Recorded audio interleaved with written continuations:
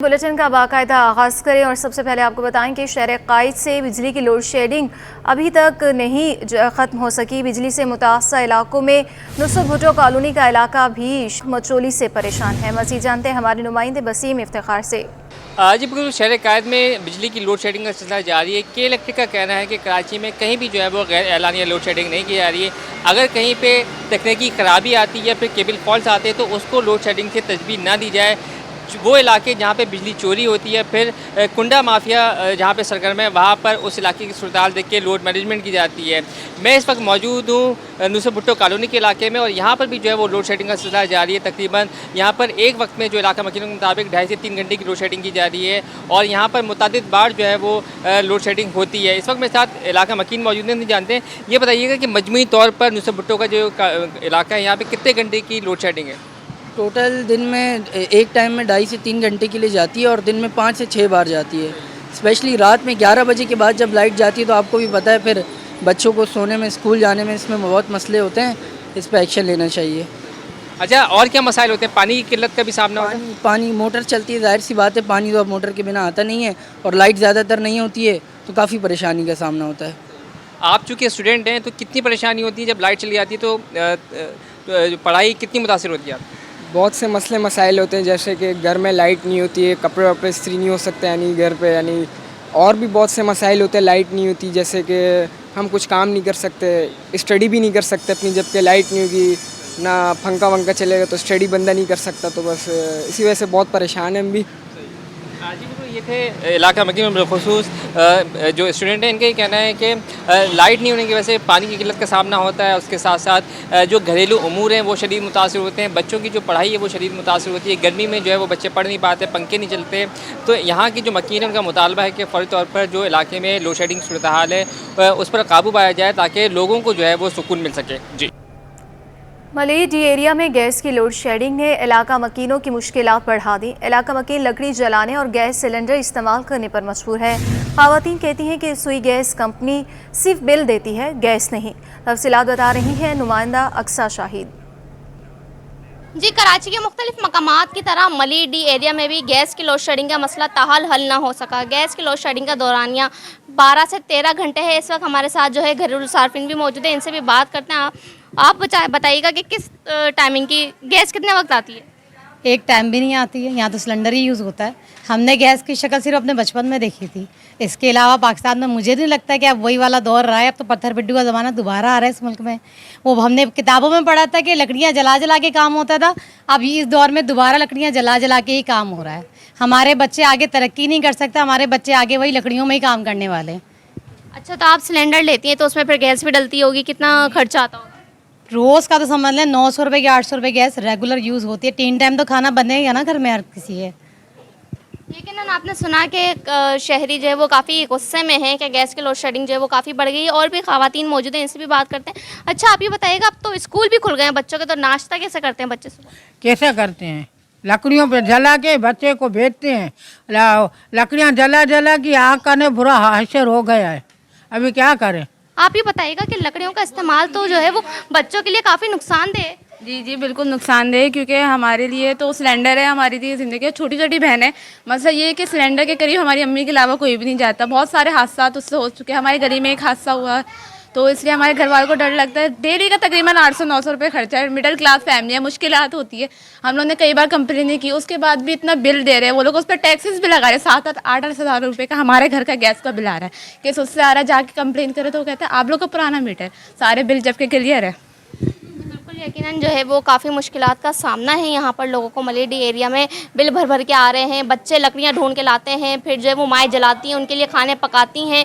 बंद घरों में लकड़ियों का जलाना इस्तेमाल इस कदर नुकसानदेह साबित हो सकता है और साथ ही जो है वो गैस की लोड शेडिंग ने इस कदर परेशान कर दिया है कि मिडिल क्लास फैमिलियाँ जो हैं वो 800 से 900 रुपये रोज़ाना जो है सिर्फ सिलेंडर में गैस डलवाती हैं। उसके साथ साथ बिलों की अदायगी भी पूरी होती है। जी, Karachi water and sewerage corporation में मुलाजमतों की फराहमी के मामले पर इदारे की शराइत पर सौदाकार यूनियन मुत्तहिदा वर्कर्स फ्रंट के तहफ़्फ़ुज़ात दूर ना किए जा सके। CBA मुत्तहिदा वर्कर्स फ्रंट के चेयरमैन इरशाद खान ने मामला अदालत में ले जाने का इंदिया दे दिया है। मज़ीद बताएंगे रिजवान अहमद। बिल्कुल सिंध के दीगर शोबों की तरह Karachi water and sewerage corporation में भी मुलाजमतों की फरहमी का आगाज़ जो है वो हो गया है, लेकिन जो CBA है Karachi water and sewerage corporation की मुत्तहदा वर्कर्स फ्रंट वो एतराज़ात उठा रही है इस पर, और गुज़िश्ता रोज़ उनकी जानिब से एक मुज़ाहरा भी इस सिलसिले में किया गया। चेयरमैन हमारे साथ मौजूद हैं इरशाद ख़ान, उनसे बात करते हैं। बहुत शुक्रिया इरशाद साहब। मुलाजमतों की फरहमी तो एक दुरुस्त अमल है, इस पर एहतजाज किस बात का? जी बिल्कुल दुरुस्त अमल है, लेकिन जाहिर सी बात है एतराज़ हम ये कर रहे हैं कि पहले भी आपको पता है कि जो कराची की जो जितनी भी वैकेंसियाँ थी वो जाली डोमिसाइल पे जो है कुछ मखसूस लोगों को दी गई, और अब भी यही हो रहा है कि ये तासुब की बुनियाद पे जो है क्या नाम है Karachi water and sewerage corporation में वैकेंसियाँ दी गई हैं। अच्छा, मैं आपको एक बात बताऊँ कि आपके बेटे ने, आपके भाई ने, आपके एक रिश्तेदार ने मास्टर किया हुआ है, उसने जो है ना BCom किया हुआ है, BSc की हुई है, लेकिन एक मैट्रिक पास आदमी जो है वो IBA का टेस्ट दे दे और वो उसमें पास हो जाए तो मास्टर वाले को उसकी जगह पे ज़ीरो कर दिया जाएगा? ये कहाँ का कानून है? जाहिर सी बात है ये तासुब की बुनियाद पे सक्खर यूनिवर्सिटी से पास किया हुआ IBA टेस्ट जो है वो इन्होंने रखा है कि मखसूस लोगों को जो है नवाजना है। दही कोटा जो है वो 13% रखा गया कि जी इसमें 13 वैकेंसियाँ जो है वो दही इलाकों को दी जाएंगी। मुझे बताएं सक्कर से, दादू से, लड़काना से या दीगर शहरों से, हम ये नहीं कहते कि सिर्फ महाजिर हों, लेकिन दीगर शहरों से जो है एक शख्स आने वाला जिसे यहाँ की गलियों का, कूचों का कहीं कभी नहीं पता, वो एड्रेस ढूंढने में 1 साल लगा देगा ना, तो मुझे बताएं उसको मतलब यहाँ वैकेंसी देना हमारी समझ से बाल आता रहे। कौन लोग इसमें मुलव्विस हैं सारे मामलात पर? किन पर आप जो है वो तहफ़्फ़ुज़ात है, किन पर आप उंगलियां उठा रहे हैं इस मामले पे? देखिए मैं आपको बताऊं, इंतजामिया भी मुलव्विस है। इंतजामिया जो है गैर कानूनी काम करेगी तो वो भी पकड़ में आएगी। मसला ये है कि असल तो इंतजामिया का काम है कि किस तरीके से जो है IBA टेस्ट, कराची का पढ़ा लिखा हुआ नौजवान जो है वो मतलब उसको तरजीह नहीं दी जा रही। एक IBA टेस्ट जो मखसूस लोगों से लिए गए उनको जो है ना तरजीह दी जा रही। तो जाहिर सी बात है इस पर एहतजाज भी कर रहे हैं, इस पर हम अपनी बात मनवाएंगे भी, और अगर नहीं मानी गई तो मैं आपको बता दूं कि हम अदालतों को जा रहे हैं। एक चीज़ आपको और बता दूं कि सिंध हाई कोर्ट का फैसला है कि एडॉक मुलाजमीन को जब भी वाटर बोर्ड में वैकेंसी आएंगी, एडॉक मुलाजमीन को पहली बुनियादों पे तरजीह दी जाएगी और पहले उनको जो है क्या नाम है अपॉइंट किया जाएगा। बिल्कुल CBA Karachi water and sewerage corporation की जानिब से ये मुतालबा किया जा रहा है कि नौकरियां जो फराहम की जा रही हैं उसमें शहरी नौजवानों को न सिर्फ ये कि मुलाजमत फराहम की जाए बल्कि सन कोटे और एडॉक पर काम करने वाले जो मुलाजमीन हैं उनको तरजीह दी जाए। जी, कराची में सड़कों की खस्ता हाली दूर न की जा सकी। शहर के बेशतर सड़कें आज भी तबाह हाल हैं। मंगूपीर की मेन शाहराह टूट फूट का शिकार है। सड़क पर गड्ढे पड़ने के बायस ट्रैफिक की रवानी भी मुतासर हो रही है। इलाका मकीनों को शदीद मुश्किलात का सामना है। इस हवाले से मज़ीद बताएंगे हमारी नुमाइंदा सबा परवेज़। जी बिल्कुल, शहर कायद में जो है वो स्कूल और पार्क्स की खस्ता हाली के बाद जो है सड़कें भी महफूज ना रह सकी। मैं इस वक्त मौजूद हूँ मंगोपीर मेन रोड में जो बनारस की तरफ जा रही है शहर शाहराह, और इस वक्त मेरे कैमरामैन अगर साजिद आपको दिखा सके तो इसी खस्ता हाली का नतीजा है कि ये ट्रैफिक रवानगी मुतासिर हो रही है। एक्सीडेंट होते हैं यहाँ पर, हादसात रोनुमा होते हैं, बच्चों को जो है वो मुश्किलात का सामना है। शहरी जो है वो मुश्किलात में। इसी हवाले से मेरे साथ बात करने के लिए जो है वो यहाँ के रिहायशी मौजूद हैं, उनसे जानते हैं। जी मुझे बताइए कि ये सूरत हाल कब से है? तकरीबन ये 5-6 साल हो गया इसका ये हालात है। तो काम भी चल रहा, 3 साल हो गया, आगे पीछे 2 मशीन लगे, बहुत बड़ा रोड है ये, समझ लो नादरम बाईपास का दूसरा हिस्सा है, लेकिन काम बहुत स्लो है। सामने मस्जिद भी है, आगे स्कूल भी है, पीछे भी बड़ा मदरसा, रास्ता बहुत ख़राब है, बिल्कुल आने जाने का रास्ता नहीं है। मतलब अभी पानी का मसला, पानी की सूरज लेन कुछ भी नहीं है, सही रोड भी नहीं है।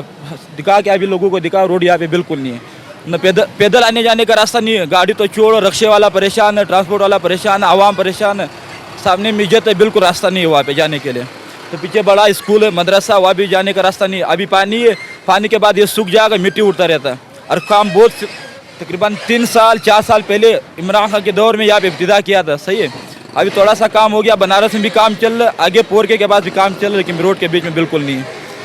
कोई हुकूमत की तरफ से कोई इकदाम नहीं उठाए? नहीं, बिल्कुल न कोई आ रहा, न कोई पूछने वाला। अभी जैसे मुर्तज़ा वहाब हर जगह जाता, लेकिन मंगोपीर का तवज्जो नहीं देता। ये बहुत पुराना रोड है और बहुत बड़ा रोड है, काम नहीं करे। जी बिल्कुल, आपने जैसा कि सुना कि 2-2.5 साल से इस रोड की यही हालत है और मुतल्लिका इदारों की जानिब से जो है वो कोई रद्द-ए-अमल, कोई इकदाम नहीं उठाए जा रहे। शहरियों को जो है वो शदीद मुश्किलात का सामना करना पड़े। सामने जो है वो मदरसा है, वहाँ जाने में मसला है, स्कूल है, बच्चों को जो है वो सुबह जो है वो स्कूल में जाने में मसला हो रहा है, शाम में ट्रैफिक की रवानगी मुतासिर होती है। जी सिंध असम्बली के 5 साल मुकम्मल होने पर अलविदाई तकरीब का इनेकाद। आज की तकरीब में सहाफ़ी समेत अरकान असम्बली को सर्टिफिकेट दिए जाएंगे। असम्बली 10 अगस्त के बाद तहलील होने का इम्कान है। आपको बताएं एक बार फिर से कि सिंध असम्बली के 5 साल मुकम्मल होने पर अलविदाई तकरीब का इनेकाद किया गया है। बात कर लेते हैं आजिज़ जमाली से। आजिज़ बताइएगा। जी हाँ, देखिए सिंध असम्बली की आईनी मुद्दत जो है 5 साल वो मुकम्मल हो चुकी है और अब सिंध असम्बली की अलविदाई तकरीबात का आगाज हो चुका है। सिंध असम्बली का ये सेशन जारी है, ये आखिरी सेशन है। आज भी तकरीब रखी ही सिंध असम्बली ऑडिटोरियम में, जिसमें मीडिया से वाबस्ता अफराद को सर्टिफिकेट दिए जाएंगे। आइंदा हफ्ते पार्लियामेंटेरियंस के एजाज में तकरीब मुनक़िद की जा रही है, जिसमें जो अरकान असम्बली है उनको स्पीकर की जानिब से 5 साल मुकम्मल होने पर सर्टिफिकेट दिए जाएंगे। एक फोटो सेशन की तकरीब मुनक़िद की जाएगी आइंदा हफ्ते, उसका भी ऐलान किया गया है। यहाँ पर ये क्योंकि बताया जा रहा है कि 9 अगस्त तक असम्बली की मुद्दत है। 9-10 अगस्त को किसी भी वक्त सिंध असम्बली को तहलील किया जा सकता है। जी बहुत शुक्रिया आजिज़ जमाली। आगे बढ़ते हुए आपको बताएं कि सिंध हुकूमत ने महकमे सेहत के 19 ग्रेड के 42 सेहत मैनेजमेंट कैडर के डॉक्टर्स को 20 ग्रेड में तरक्कियाँ देने के बाद इंतज़ामी ओहदों पर तैनातियाँ करने का फैसला कर लिया। सिफारिश मंजूरी के लिए chief secretary Sindh doctor Mohammad Suhail Rajput को अरसाल कर दी गई है। मज़ीद जानते हैं हमारे नुमाइंदे आज़ाद नहुड़ियों से। आज़ाद बताइएगा। 19 से 20 ग्रेड में तरक्की पाने वाले सीनियर डॉक्टर्स को अहम ओहदों पर तैनात करने का फैसला कर लिया है। इन अफसरान जो सेहत मैनेजमेंट कैडर के डॉक्टर हैं, जिनको इंतजामी ओहदों पर तैनात किया जाएगा, इस हवाले से महकमा सेहत सिंध मंजूरी के लिए सिफारिश चीफ सेक्रेटरी को अरसाल कर दिया। सिफारिश में 42 डॉक्टर्स को अहम ओहदों पर जो तैनाती करने की सिफारिश की गई। डॉक्टर्स के 4, 6 और 7 2023 को अगले ग्रेड में यानी 20 ग्रेड में तरक्कियाँ दे दी गई थी, जिसमें चीफ सेक्रेटरी की मंजूरी के बाद डॉक्टर्स की इंतजामी ओहदों पर तैनाती की जाएगी। तैनातियों का जो नोटिफिकेशन जनरल एडमिनिस्ट्रेशन व कोऑर्डिनेशन की जानब से जारी किया जाएगा। इस हवाले से महकमा सेहत ने चीफ सेक्रेटरी को बाज़ाब्ता तौर पर 5 सफ़ात पर मुश्तमिल सिफारिश की कापी जो अरसाल कर दी है, जो चीफ सेक्रेटरी को मौसूल हो चुकी है। अच्छा, आज सिंध सरकार ने महकमे सेहत के 17 ग्रेड के मेडिकल अफसरान को 18 ग्रेड में सीनियर मेडिकल अफसरान के ओहदों पर तरक्कियाँ देने का फैसला भी किया है। इस हवाले से भी बताइएगा। जी बिल्कुल, सिंध सरकार ने महकमा सेहत के 17 ग्रेड के मजीद डॉक्टर्स को 18 ग्रेड में सीनियर डॉक्टर्स के ओहदों पर तरक्कियाँ देने का फैसला कर लिया है। इस हवाले से 18 ग्रेड में तरक्कियाँ देकर सीनियर मेडिकल अफसर के ओहदों पर तरक्कियाँ दी जाएगी। इस वजह से सेक्रेटरी सेहत जुल्फ़िकार अली शाह ने सिलेक्शन बोर्ड का इजलास तलब कर लिया। इजलास 8 अगस्त मंगल के रोज सुबह 10 बजे होगा। इजलास जो है न्यू सिंध सेक्रेटरी के 6ठे फ्लोर पर होगा। इजलास में डायरेक्टर जनरल सेहत, एडिशनल सेक्रेटरी सेहत admin, additional secretary services general administration of coordination, deputy secretary admin 2 सेहत इसके शिरकत करेंगे। इसके अलावा इजलास में 17 ग्रेड के मेडिकल अफसरान को शनाख्ती का जायजा लेने के बाद में 18 ग्रेड में जो है सीनियर मेडिकल अफसर के ओहदों पर तरक्कियाँ देने की मंजूरी दे दी जाएगी। जी बहुत शुक्रिया आज़ाद नहुड़ी। अब कुछ बात करेंगे शहर कायद के मौसम की। नाज़रीन, शहर कायद का मौसम आज भी अबर आलूद रहने का इम्कान। शहर में हल्की हवाएं चल रही हैं। महकमे मौसमियात के मुताबिक शहर कायद में आज भी बादलों की आंख मचोली जारी है। सुबह के औकात में मौसम खुशगवार रहा। शहर का मौजूदा दर्जा हरारत 29 डिग्री रिकॉर्ड किया गया, जबकि ज़्यादा से ज़्यादा दर्जा हरारत 32 से 34 डिग्री तक जाने का भी इम्कान है। हवा में नमी का तनासुब 68% रिकॉर्ड किया गया। शुमाल मशरिक सम से चलने वाली हवा की रफ्तार 15 किलोमीटर है। शहर कायद में आलूदगी ताहाल बरकरार। पाकिस्तान के आलूदा शहरों में कराची 6ठे नंबर पर है। दुनिया के आलूदा शहरों में कराची 9वें नंबर पर है। अब आपको बताएं कि सदर आयरन मर्चेंट्स एसोसिएशन शमून बाकर अली ने सरिये की कीमतों में इजाफे की वजह कॉस्ट ऑफ कंस्ट्रक्शन और महंगी बिजली को करार दे दिया। मज़ीद तफसीलात काविश मेमन से।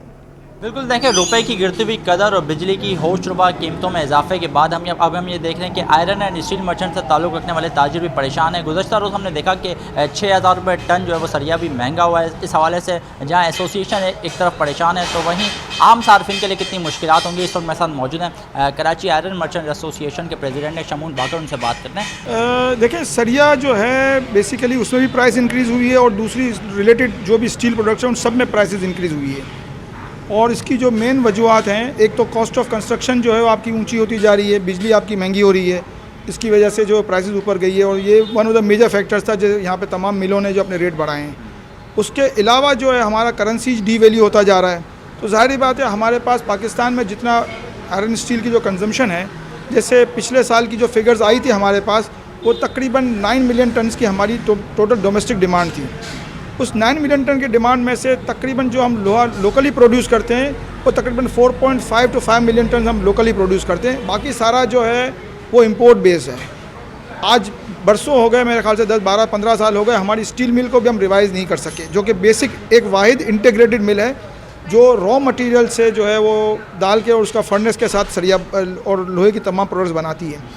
तो बेसिकली हमारी जितनी स्टील के आइटम हैं सब हम इंपोर्ट बेस के ऊपर हैं, तो करेंसी का फैक्टर हमारे पर बहुत ज़्यादा इफेक्ट करता है, और उसके साथ साथ जब करेंसी का फैक्टर रॉ मटेरियल के ऊपर इफेक्ट करेगा तो फिर कॉस्ट ऑफ प्रोडक्शन जब है बिजली वगैरह की है, आज मिनिमम वेजेस भी आ गए हैं कि जी मिनिमम वेज आपने लेबर को इतना देना है, तो उससे भी हमारी जो है वो कॉस्ट ऑफ प्रोडक्शन बढ़ती जा रही है मिल्स की।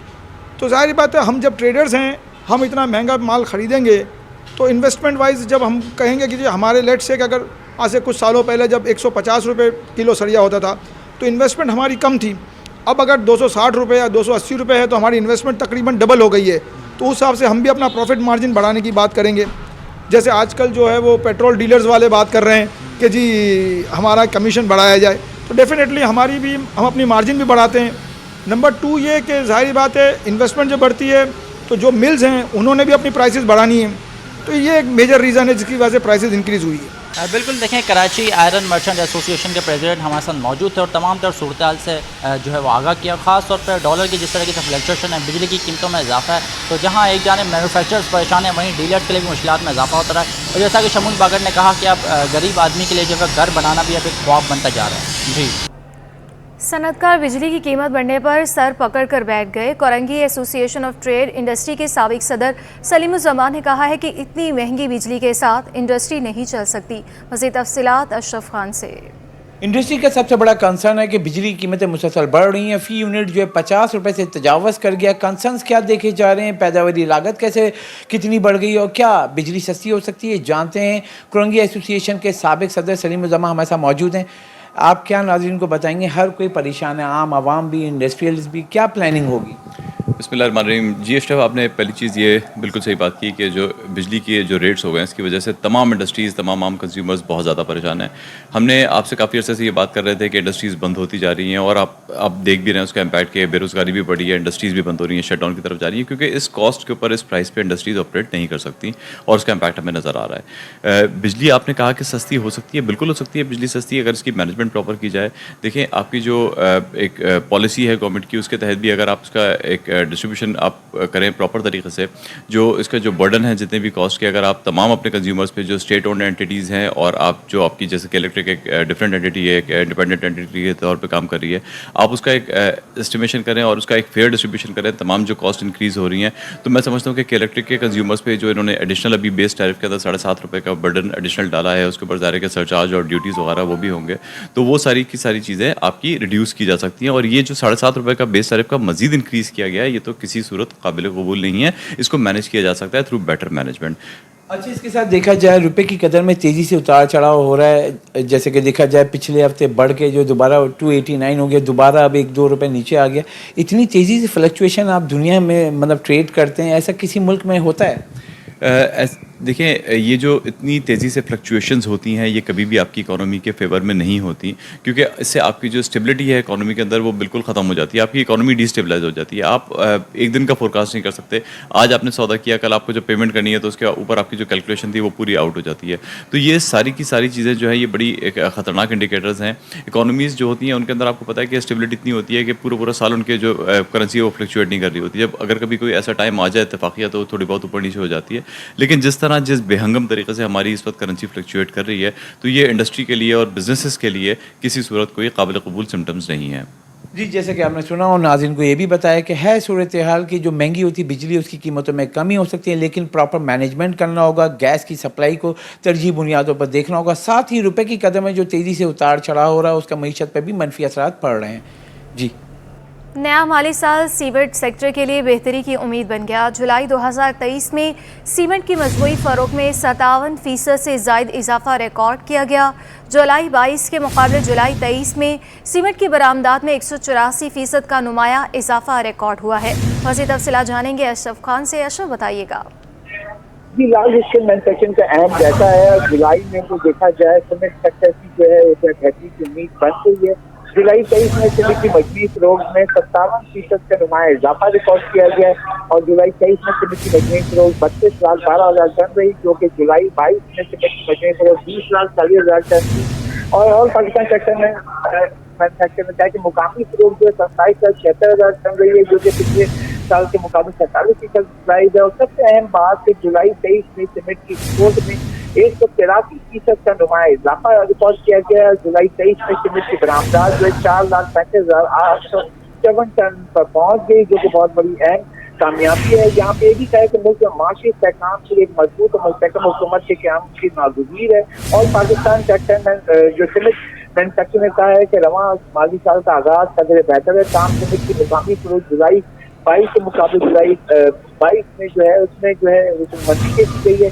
और सूबाई हुकूमत ने रॉयल्टी 115 रुपये से बढ़ाकर 250 रुपये टन मुकर्रर कर दी, जो बहुत बड़ा कंसर्न है। साथ ही बिजली के रेट में 7.5 रुपये इजाफा हुआ है, जिससे पैदावारी लागत बढ़ गई है।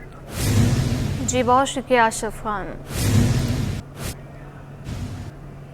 मेयर कराची की हिदायत पर एंटी थेफ्ट सेल ने 24 गैर कानूनी हाइड्रेंट्स को मंतकी अंजाम को पहुंचा दिया। आपको बताएं कि मेयर कराची की हिदायत पर एंटी थेफ्ट सेल ने यह कार्रवाई की है और 24 गैर कानूनी हाइड्रेंट्स को मंतकी अंजाम को पहुंचा दिया है। मज़ीद तफसीलात जानेंगे एहसन अब्बासी से। एहसन, बताइएगा।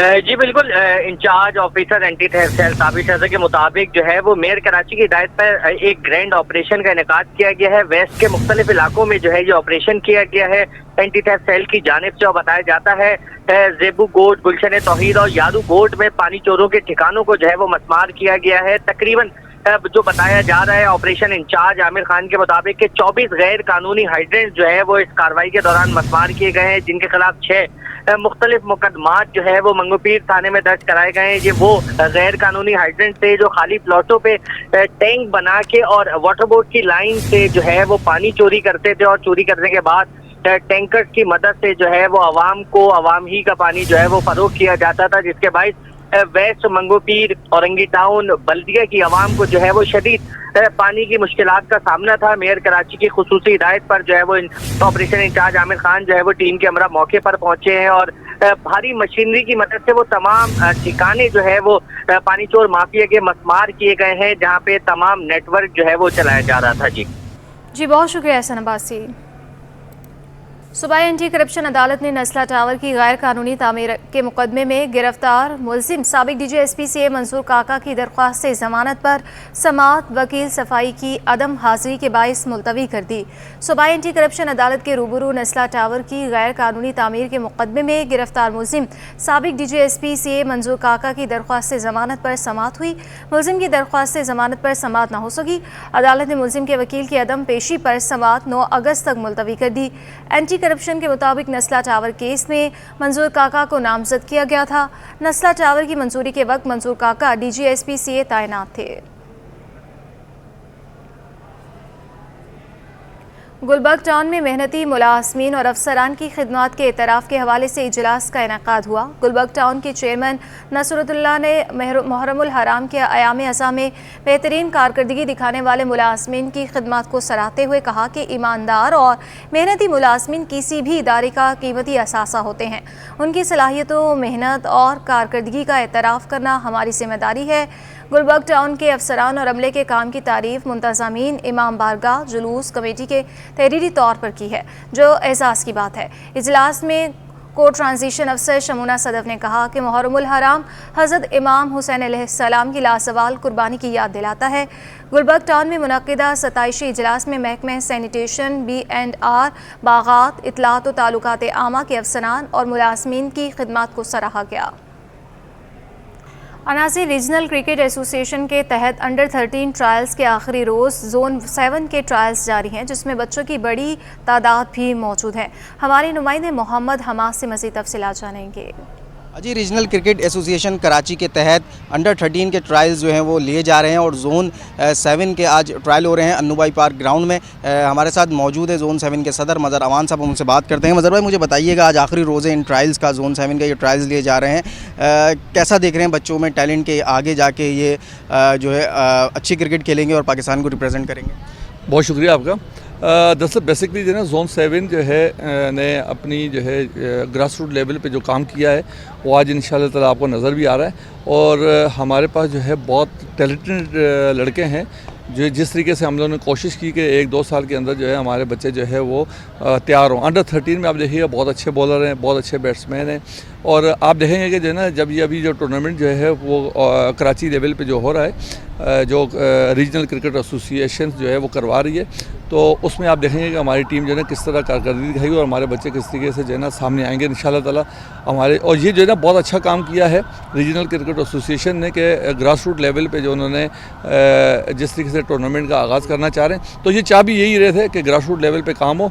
और मैं जो है ना नदीम उमर साहब का और जो है जावेद खान साहब का मैं शुक्रिया अदा करता हूँ कि उन्होंने अंडर 13 से ग्रास रूट लेवल स्टार्ट की है।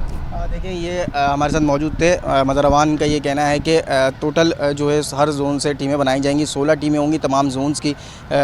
टीम बनाने के बाद जो इनके प्रैक्टिस मैचेस कराएंगे और जो टॉप परफॉर्मर होगा उनको जो है आगे निकाल कर जो है आगे दिया जाएगा और फिर जो यही वो बढ़ते हुए स्टार हैं जो पाकिस्तान को आगे जाके रिप्रेजेंट करेंगे। और नाज़रीन, दो दरिया पर शोहदाए पुलिस मैराथन का इनेकाद, वाबदा के सुहेल आमिर ने रेस जीत ली। 500 से ज़ायद एथलीट्स ने 5 किलोमीटर का मुकर्ररा फ़ैसला तय किया। आर्मी की रुबेला फ़ारूक गर्ल्स कैटेगरी में सबसे आगे रही। कराची पुलिस चीफ जावेद आलम ओढ़ो बतौर मेहमान खुसूसी शरीक थे। आगे बढ़ते हुए आपको बताएं कि 4 अगस्त यौम शोहदाए पुलिस मुल्क भर की तरह कराची में भी मनाया जा रहा है। यौम शोहदाए पर पुलिस के शोहदा को खराज अकीदत पेश किया जा रहा है। तफसीलात जानेंगे शाहसेब हुसैन से। शोहदाए पुलिस मुल्क भर में आज अकीदत और एहतराम के साथ मनाया जा रहा है। इस दिन का मनाने का मकसद सिर्फ़ ये नहीं कि जो पुलिस एहलकार, जो पुलिस अफसरान शहीद हो जाते हैं, बल्कि उनको खराज अकीदत पेश करना और उनके अहल खाना से इजहार यकजहती भी किया जाता है। मैं इस वक्त ऐसे ही कराची के एक पुलिस अफसर के घर में मौजूद हूँ जिनको 2020 में टारगेट किलिंग करके जो है शहीद कर दिया गया था। ASI ग़ुलाम मोहम्मद गुज्जर, ये वो अफसर थे जो कि अल्टरी मैदान थाने में तैनात थे। इस वक्त जो है मैं उनकी वालदा के साथ मौजूद हूँ। मैं ये बताएगा कि आपका बेटा इस मुल्क की खातिर, इस मुल्क की अमन की खातिर जो है कुर्बान हो गया। इन्वेस्टिगेशन के दौरान उसको गोलियों का निशाना बनाया गया। क्या पैगाम देना चाहेंगी आगे लोगों को? क्या पैगाम दूँगी बेटा, बस अल्लाह ताला सबको खुश रख के परवरदिगार मेरा बच्चा। मैं तो यही कहती हूँ अल्लाह ताला बस सबको ऐसी मौत दे शहादत की, सबके ईमान की सलामती रखे अल्लाह ताला। अच्छा, ये बताएगा कि आपका जो बेटा था ग़ुलाम मोहम्मद गुज्जर, उसकी कोई यादगार किस्सा हो, ऐसा कुछ बताना चाहेंगे हमारे नाज़रीन को? क्या किस्सा यादगार, तो उसका हर वक्त ही याद थी उसके बेटे, किसी टाइम तो याद तो उसकी ख़त्म होती ही नहीं है दिल से।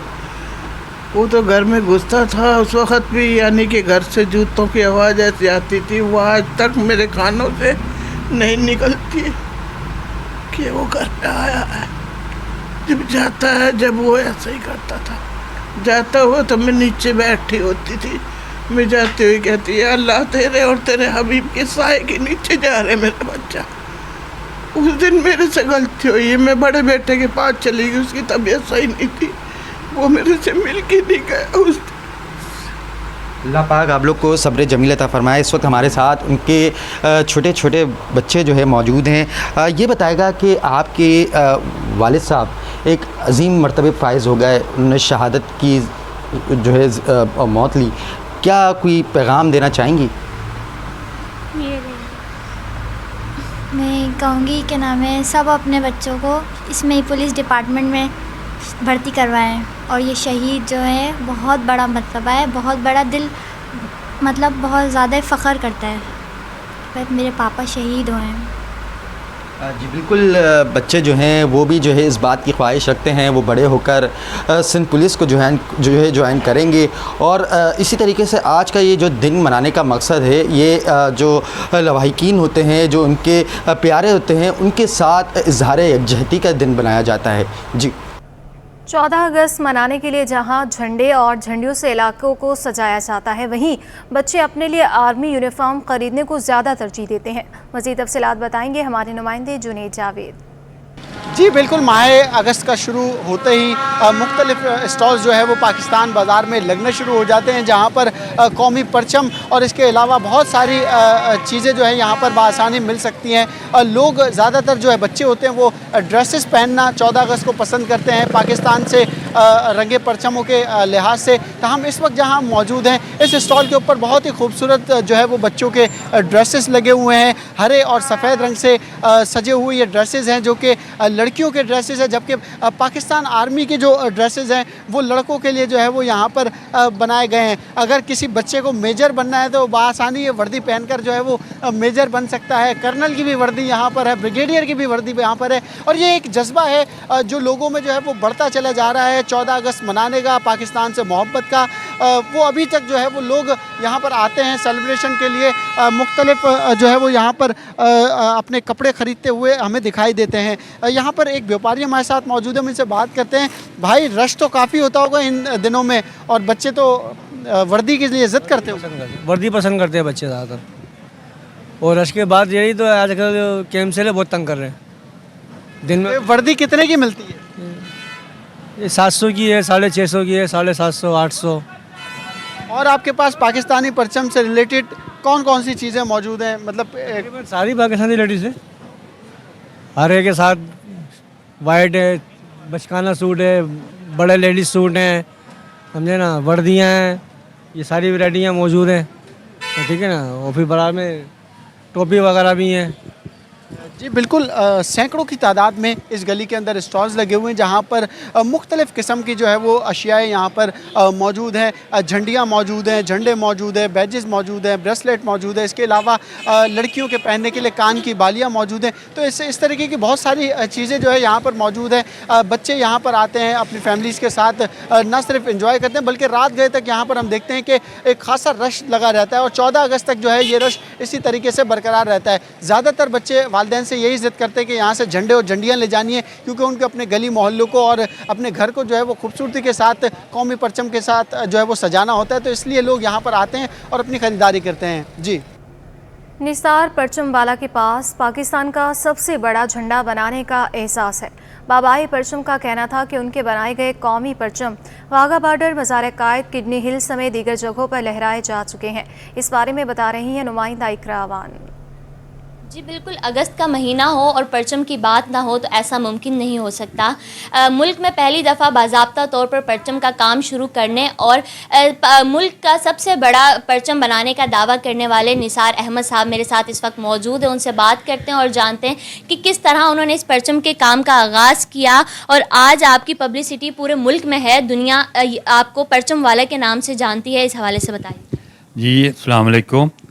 जैसे कि आपने मेरा तारुफ़ कराया, निसार अहमद, मेरा नाम निसार अहमद तो ज़रूर है, लेकिन अब उसके साथ साथ जैसे हमारा काम है, हमारा नाम जो है वो परचम वाले के हवाले से ज़्यादा पहचाना जाता है, हमारी कम्युनिटी में भी, हमारे मुल्क में भी, और अल्हम्दुलिल्लाह अब तो बाहर मुल्कों में भी हमारा नाम परचम वाले के हवाले से पहचाना जाता है। हमने काम का आगाज़ कहाँ से किया, ये बहुत पुरानी बात है, अब तो हमारी तीसरी नस्ल आ गई इसके अंदर। हमने स्टार्ट किया था, लोगों को परचम सिखाया, परचम बनाना सिखाया। फिर हमारी दूसरी नस्ल आई तो उसने दुनिया का सबसे बड़ा परचम बना के एक रिकॉर्ड कायम किया। उसका ज़माना था, इंटरनेट का ज़माना था, उससे हमें क्लिक मिला, जो एक नाम था, हमारा नाम रोशन हुआ, अल्हम्दुलिल्लाह कौम पाकिस्तान का नाम रोशन हुआ कि हमने गिनीज रिकॉर्ड बनाया।